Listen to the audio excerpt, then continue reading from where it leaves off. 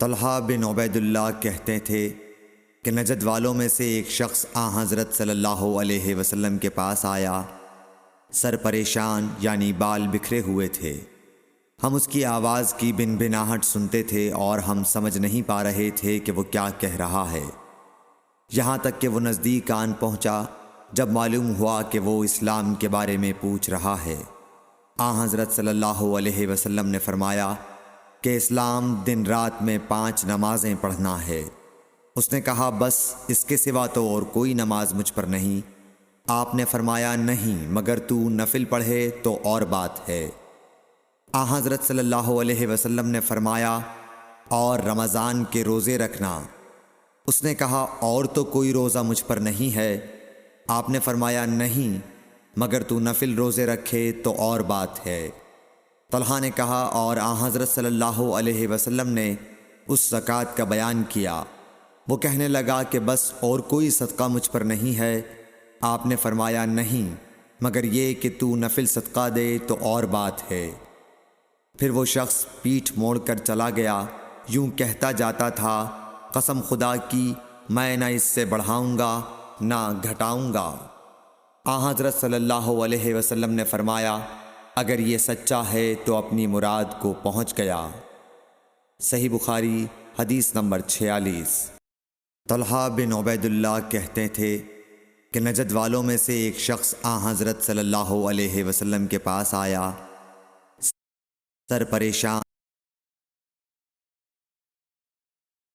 رسول کریم صلی اللہ علیہ وسلم عید الاضحیٰ یا عید الفطر میں عیدگاہ تشریف لے گئے۔ وہاں آپ عورتوں کے پاس سے گزرے اور فرمایا اے عورتوں کی جماعت صدقہ کرو کیونکہ میں نے جہنم میں زیادہ تم ہی کو دیکھا ہے۔ انہوں نے کہا یا رسول اللہ صلی اللہ علیہ وسلم ایسا کیوں؟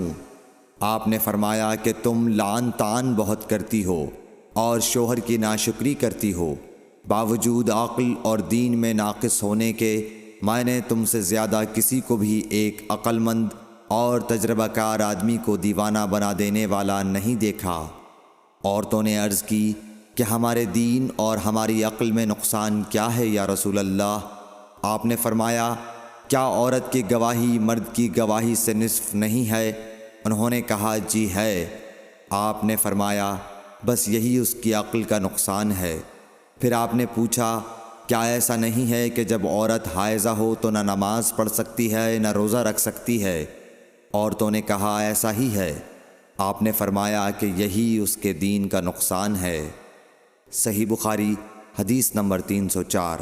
ابو سلمہ کہتے تھے کہ ہمیں جابر بن عبداللہ انصاری رضی اللہ تعالیٰ عنہ نے خبر دی کہ نبی صلی اللہ علیہ وسلم کی خدمت میں عمر بن خطاب رضی اللہ تعالیٰ عنہ غزوہ خندق کے دن حاضر ہوئے اور عرض کی یا رسول اللہ قسم اللہ کی سورج غروب ہونے کو ہی تھا کہ میں اب عصر کی نماز پڑھ سکا ہوں۔ آپ جب حاضر خدمت ہوئے تو روزہ افطار کرنے کا وقت آ چکا تھا۔ نبی کریم صلی اللہ علیہ وسلم نے فرمایا قسم اللہ کی میں نے بھی تو نماز عصر نہیں پڑھی ہے۔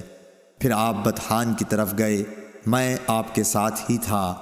آپ نے وضو کیا، پھر عصر کی نماز پڑھی، سورج ڈوب چکا تھا، پھر اس کے بعد مغرب کی نماز پڑھی۔ صحیح بخاری حدیث نمبر 641۔